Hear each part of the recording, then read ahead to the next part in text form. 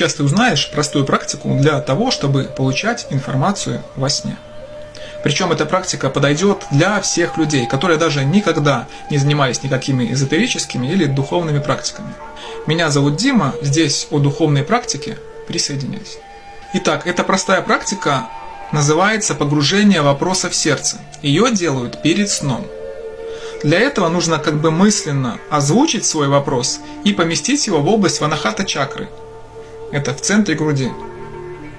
Затем следует спокойно лечь и ни о чем больше не думать.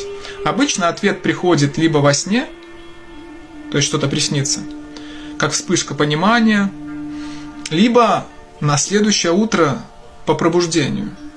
Однако важно эту информацию проверять, и с опытом вы научитесь это делать. А вначале могу посоветовать ориентироваться на чувство уверенности в правильности ответа как критерия достоверности.